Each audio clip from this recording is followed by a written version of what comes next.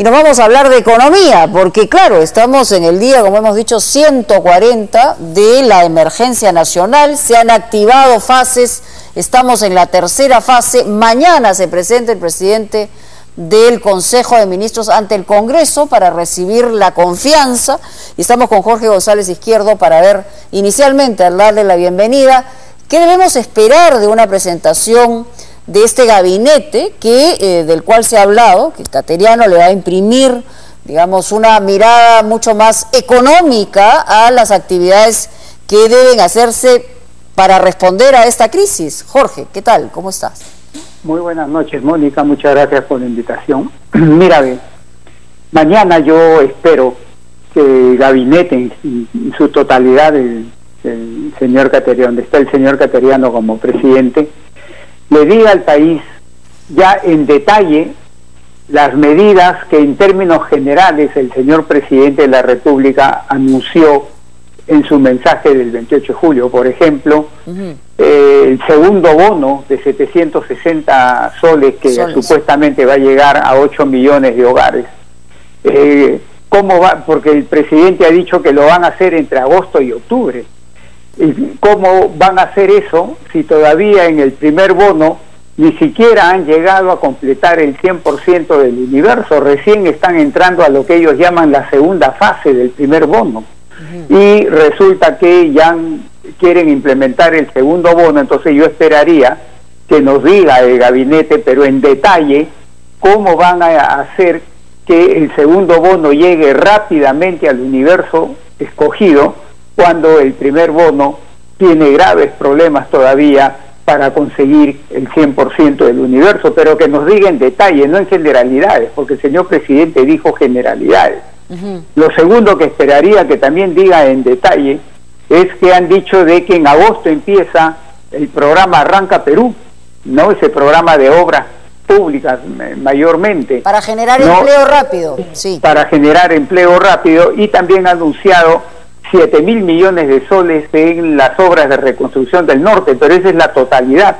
Acá lo que importa, Mónica, es lo que se va a hacer en los próximos 12 meses nomás, ¿no? De acá a diciembre y de diciembre a julio, porque ese es el término del gobierno. Pero ¿qué se debe y qué se puede hacer en 12 meses, ¿no? Y en 12 meses de una campaña electoral.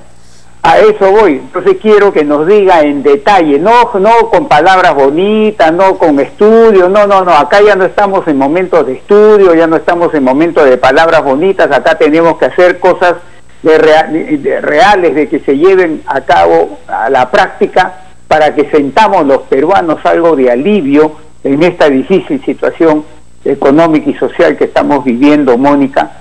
Y también quiero llamar la atención, y ojalá que en el Congreso le pregunten al señor Cateriano lo siguiente, Mónica. Mira tú, según cifras del gobierno, y esto es algo que está pasando mayormente desapercibido, según cifras del gobierno, hoy domingo, hay 15 regiones. De las 25 que tiene el Perú, 15 regiones que han vuelto ya a medidas restrictivas, entre ellas la cuarentena focalizada. O sea, más de la mitad del país ha regresado ya a medidas restrictivas con cuarentenas focalizadas, entre ellas. Claro, y eso implica la razón fundamental, económica. Mónica, la razón fundamental es que la tasa de contagio ha subido fuertemente, ¿no? Exacto. ¿Y por qué? ¿Y saben por qué, Mónica? Para mí, en mi punto de vista, la razón principal, no la única, pero la principal, la fundamental, recae en la velocidad con que el gobierno ha comenzado a reabrir la economía peruana. La economía peruana no se ha debido, y lo dijimos en tu programa varias veces, Mónica, varios domingos lo dijimos acá, si no se tenía lo que yo llamaba bajo el control a esa bestia, a ese demonio que se llama pandemia, si no lo tengo bajo control, abrir rápidamente la economía nos ponía en un grave riesgo. ¿Cuál era?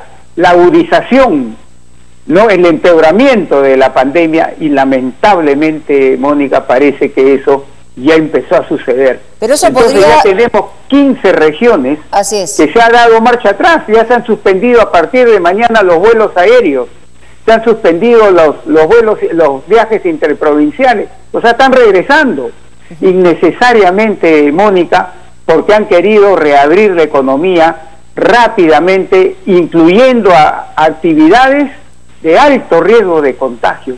Y nos hemos salvado, Mónica, de que en agosto ya habían anunciado que iban a abrir discotecas, bares, pubs, teatros, en fin, eso hubiera sido el acabose. Mónica. Bueno, también en la fase 4, que todavía no ha empezado y probablemente no empiece hasta fin de año, se iba a abrir también todo el sector turismo, que es uno de los más golpeados.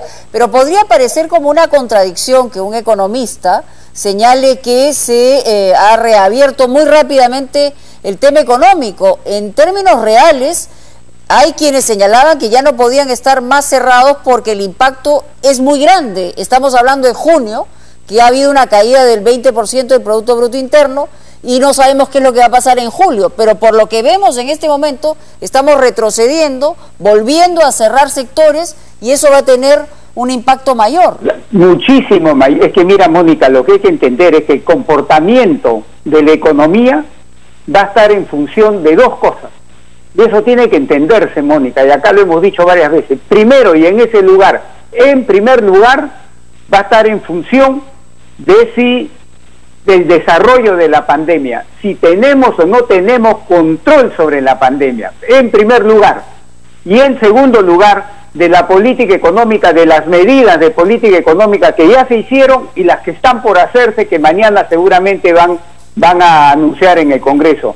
Pero fundamentalmente es del desarrollo futuro de la pandemia, si lo tenemos o no lo tenemos bajo control, Mónica, porque mira lo que está pasando, estamos comenzando a regresar, estamos comenzando a hacer cuarentenas, focalizadas pero cuarentenas, ya se suspendieron los vuelos, ya se suspendieron los viajes interprovinciales a estas regiones. ¿De qué valió? ¿Cuánto duró eso? ¿Un mes y medio, 2 meses a todo dar? ¿Y para qué? Para que volvamos a foja cero. No, Mónica, eso no se puede ni se debe hacer. En comparación con otros países de la región, porque hemos visto claramente, por ejemplo, el caso de Chile, que habían controlado en un momento y volvió a subir el número de contagios y de muertes, y hoy han vuelto a manejarlo de alguna manera y la gente está volviendo a salir a la calle. ¿Ese podría ser un referente de lo que está ocurriendo en el Perú o ha pasado una cosa de desborde? No, el espejo mejor es Estados Unidos, Mónica. Establecieron las cuarentenas, pero el presidente Trump, como tiene la elección de noviembre, está interesadísimo en reabrir la economía rápidamente, algo similar a lo que comenzaron a hacer acá, y mira lo que pasó. Ha comenzado en Florida, en California, en Texas y otros estados ha comenzado a rebrotar la pandemia y se han tirado marcha atrás. Entonces, las ganancias que pudieron conseguir fue suspiro de primavera, duró un poquito.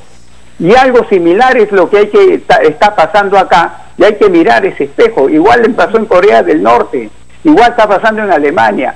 No hay que reabrir rápidamente la economía, Mónica, si no tenemos bajo control a la pandemia, porque el costo económico va a ser mayor. ¿Y lo que se había abierto hasta ahora ha reactivado en los términos que se había previsto la fase 1, 2 y 3 o no? Sí, la economía, mira, Mónica, es que hay que diferenciar, y ese es algo que también creo yo que el gobierno y algunos comentaristas e instituciones privadas no lo tienen bien claro, ¿eh? Hay que diferenciar entre rebote y reactivación. No es lo mismo. Rebote es cuando yo agarro una pelota y la pongo a la altura de mi cara y la suelto. La pelota baja, choca con el piso y rebota un poco, me rebota, por ejemplo, a la altura de la rodilla. Ese rebote. Automáticamente la economía tiende a crecer porque estás abriendo las puertas de las fábricas. Automáticamente va a crecer el rebote, que yo lo llamo así, es lo que estamos experimentando en mayo, en junio, en julio, en agosto y septiembre. Ese es rebote. Pero reactivación es agarrar la pelota que estaba a la altura de mi rodilla y subirla a la altura de la cara donde inicialmente estuvo. Ahí necesito 2 manos. Sí, esa es reactivación. Pero eso está muy lejos todavía. Así es, esa es reactivación. Entonces lo que se está dando hoy día es rebote, no es reactivación. señores de gobierno, no digan que es reactivación, es rebote, es automático. Pero el rebote no llega al punto anterior, el rebote es mucho más abajo, porque todavía tenemos una cantidad inmensa de gente que está sin trabajo, pero estamos hablando Mónica, de millones. Es rebote eso, entonces eso no se puede hablar de reactivación. Y el gobierno ya dice, la economía se está reactivando, aplausos. No, señor presidente, lo que está viendo es un rebote, que es automático, por el hecho de abrir las puertas de la fábrica comienzan a producir, pues. Pero de ahí a que pongan las cosas a su nivel normal pre-pandemia, esa es reactivación y ese proceso es otra cosa ya. Ahí estamos hablando de otro tipo de políticas, Mónica, no de rebote. Ahora, el tema de la suspensión perfecta es algo que aparentemente no ha funcionado, incluso en empresas pequeñas no se las han aceptado, es una circunstancia bien complicada, o sea, no ha servido para mucho esta decisión. Mira, desde el punto, te voy a hacer un análisis económico, Mónica, desde el punto de vista de la suspensión perfecta, ¿ya? Sí. Hay dos alternativas. Cuando una empresa se queda corto de liquidez porque sus ventas se caen a cero y sus gastos no es cierto, no tienes plata para pagar tus gastos, entonces te tienes que endeudar. Ahí va el Reactiva 1 y va el Reactiva 2, te da liquidez para solventar tus gastos inmediatos, ¿no es cierto? Entonces, cuando una empresa está en esa situación tiene que bajar costos, y los costos básicamente los bajas bajando el costo de la planilla. Y al bajar el costo de la planilla lo hace de dos formas acá en el Perú. O despide gente, ¿no? Que también ha ocurrido, laboral, claro. O lo mandas a suspensión perfecta 3 meses en que no cortas el vínculo laboral. O la otra alternativa es bajar sueldos y salarios, pero eso lo dejamos aparte, ¿no? Entonces es o despide gente o lo mandas a suspensión perfecta. Desde el punto de vista económico, menos dañino es mandar a suspensión perfecta que despedir gente. ¿Por qué? Porque cuando cortas el vínculo laboral, esa persona ya que has despedido tenía una expertise en tu empresa, conocía no se puede la reinsertar. Cuando la mandas a la calle, esa experiencia no le va a servir mucho en otras empresas, le va a costar mucho conseguir un trabajo de igual nivel en otro lado. En cambio, cuando está en suspensión perfecta, tú lo llamas después y esa persona regresa a la misma empresa a trabajar. Entonces, menos dañino para la economía es suspensión perfecta que despedir abiertamente y romper el vínculo laboral completamente, ¿no? Y dejarlo en la calle. Podría yo, digamos, estar de acuerdo con eso, pero en términos de números y de eficacia, ¿ha funcionado la suspensión perfecta tal y como se ha planteado desde el Ministerio de Trabajo? Mira, las cifras que ha anunciado el Ministerio de Trabajo es que más o menos 250.000 personas estarían involucradas en el pedido de suspensión perfecta, pero que el Ministerio de Trabajo está en proceso de aprobar y que había rechazado 8.000 solicitudes. O sea, 8.000 solicitudes las había rechazado y del resto las estaba procesando. Un porcentaje las aprobó, otro las rechazó y el grueso las está procesando. Entonces finalmente no sabemos, Mónica, al final, cuántas personas van a quedar en suspensión perfecta de labores hasta que el Ministerio de Trabajo no apruebe esas solicitudes. Bueno, y todavía no escuchamos al joven ministro de Trabajo, ¿no? Para ver cuál es la orientación que va a tener, y eso será probablemente después de la presentación de Pedro Cateriano como jefe de gabinete, ¿no? Mañana espero que le pregunten eso al señor ministro de Trabajo, Mónica, cómo va ese asunto del procesamiento de solicitudes, ¿no? Bueno, y hay un tema también que sigue discutiéndose tanto en el Congreso como en el ambiente económico, y es sobre el tema de las AFP y la reforma general de pensiones. Hay varios niveles de discusión, se habla de pensión para todos, se habla de pensión desde los 18 años, se habla en un momento además de crisis, que a mí me parece una situación sumamente delicada porque se puede generar demasiadas motivaciones de otra naturaleza. Pero en ese sentido, en este momento, un cambio dentro del sistema general de pensiones, ¿hacia dónde debería apuntar? Mira, Mónica, La reforma del sistema previsional peruano es una de las importantes reformas estructurales que se llama que necesita la economía peruana y la sociedad peruana, ¿ya? Lo que pasa es que la Comisión del Congreso inicialmente tiene hasta octubre para presentar su dictamen final, y dependiendo de cómo es ese dictamen, ver cuándo se pondría en vigencia. Pero yo creo que en un momento de crisis tan profunda como la que estamos viviendo ahora, tratarlo de poner en vigencia, por ejemplo, el 2021 o el 2022, va a ser muy arriesgado. ¿Por qué? Porque casi todas las propuestas que han llegado a la Comisión, casi todas las propuestas te dicen que debe haber una pensión universal básica a cargo del Estado. Y hoy día, Mónica, las finanzas públicas están bien estresadas, ¿eh? Bien estresadas, bien requeridas, bien utilizadas. O sea, no hay mucho espacio fiscal para soportar, digamos, una nueva carga como fijar una pensión básica para la gente que cumple 65 años para arriba, ¿no? Entonces, yo creo que, dada la coyuntura tan difícil que estamos viviendo, se podría estudiar el tema, pero la implementación hay que esperar que la economía regrese a su normalidad, porque va a exigir, Mónica, del Estado, del gobierno, va a exigir un esfuerzo fiscal bastante mayor, que yo no creo que estén en condiciones de afrontar hoy día, ¿no? Ahora, lo ideal mañana para Pedro Cateriano sería pues tratar de generar un shock de confianza, porque este asunto económico tiene que ver con oferta y demanda, más que con un manejo financiero. O sea, es decir, es que la gente compre, que haya demanda y que se mueva la rueda. Muy bien lo has dicho, Mónica, muy bien lo has dicho. Depende del estado de la demanda. Y mira, y has tocado este punto.